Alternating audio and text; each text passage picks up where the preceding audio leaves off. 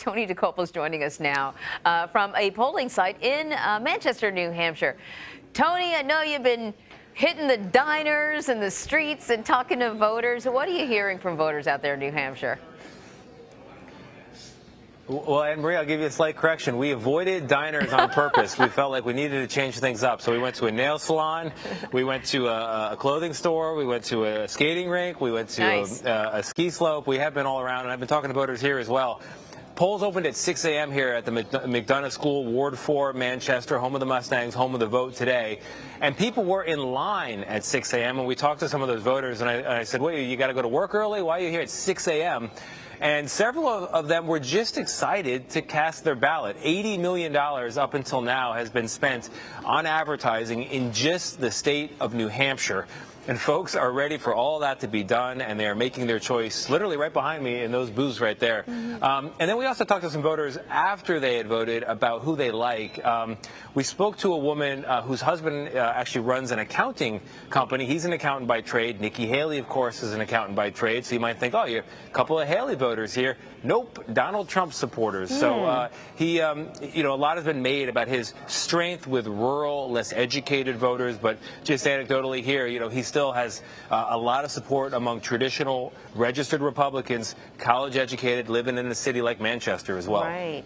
So our Nora O'Donnell asked Nikki Haley yesterday how she feels about her chances against Donald Trump. I want to play some of that sound. New Hampshire is being characterized as a last-ditch effort to topple Donald Trump. Think of how ridiculous that is. First of all, you had only 56,000 votes in Iowa for him out of 3 million people in the state. He got less than 1.5% of the state of Iowa.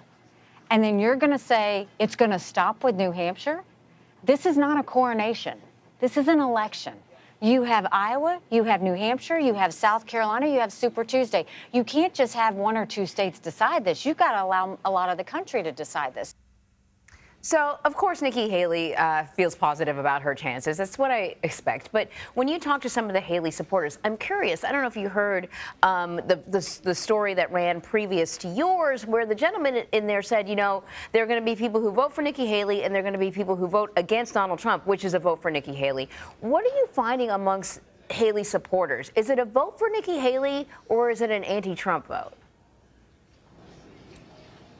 It's both at the same time. I mean, the things they don't like about Donald Trump, they like about Nikki Haley. So if they don't like Donald Trump's bombacity, his ego, his personality, how unpredictable he is, they think Nikki Haley will be a different sort of leader, more moderate, but also with similar policies, more moderate in presentation and personality, but with the same sort of policies.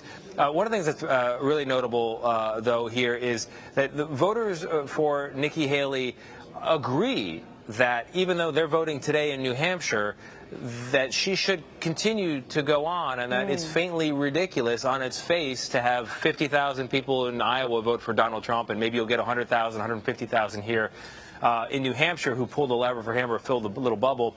And somehow that 200,000 people or so is supposed to stand in for potentially 75 million Republican voters who are going to make a choice this fall between probably Joe Biden and then a Republican candidate. That's such a small sliver of the overall electorate to decide who all of those other Republicans and right-leaning people in America get to choose, right?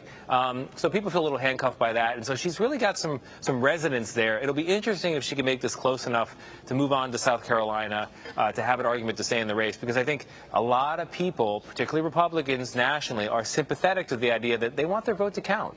Yeah, I can totally understand that. And you know what, you kind of reminded me also of something that we in the media can be really guilty of, which we love these sort of zingy headliner type ways of summing up a contest like this. It's do or die. But the actual voters do not like that at all. And it was just another really good reminder, Tony. Thank you very much.